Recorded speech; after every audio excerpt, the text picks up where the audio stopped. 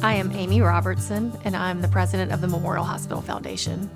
I was 41 years old and had never had a mammogram. It was month of October, so I was telling other people to go get their mammograms and, advocating for that. And I thought to myself, you are such a fraud because you have not had your own mammogram. And so I left there that day, and that following Monday, I called and set up mine.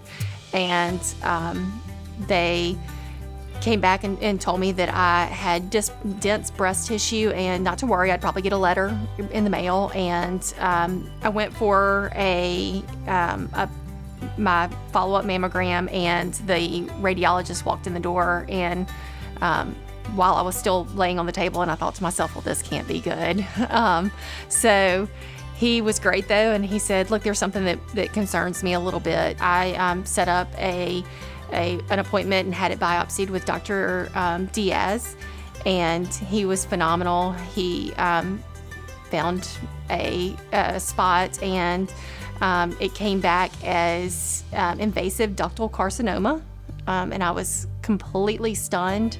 There is no family history for me of that. There was no lump.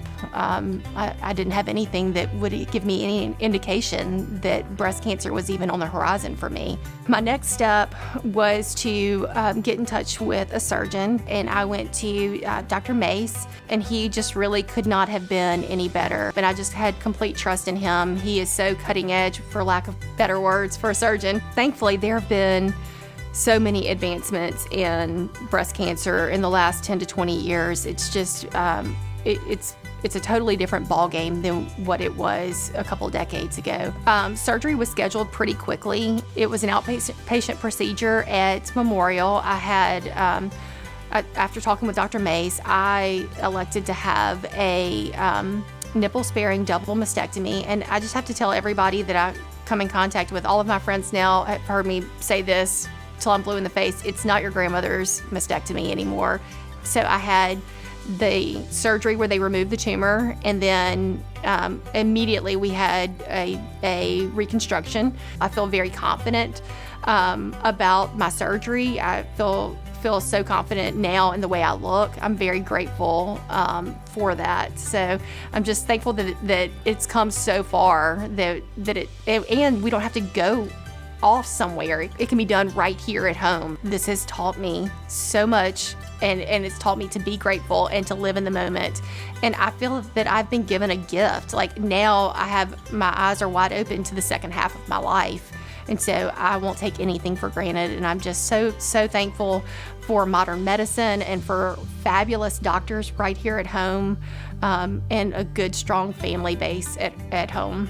I couldn't get through it without my family. My husband has been amazing. He's been wonderful. We have 3 small children, so that was obviously a big reason. I mean, I couldn't just sit around and feel sorry for myself and let my life go by. I wanted to fight this and make sure I'm here for decades. I want to rock my grandbabies one day.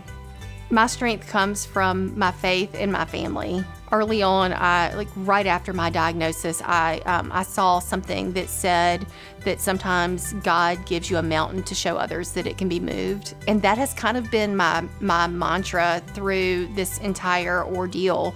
I feel like that I have a platform in my job that I can make this better for other people. And I feel like that this was really my assignment. That I needed to be able to advocate for others, and I needed to make it where other people maybe weren't scared to take that first step. I'm really excited to kind of be an advocate for patients now that I've been on this side of it.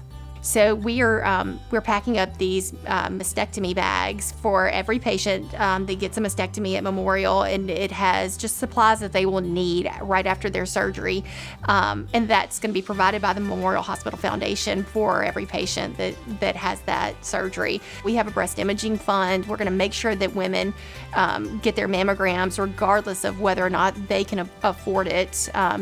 We have resources that are available to everybody, and we're going to fight harder to get additional resources for patients in South Mississippi.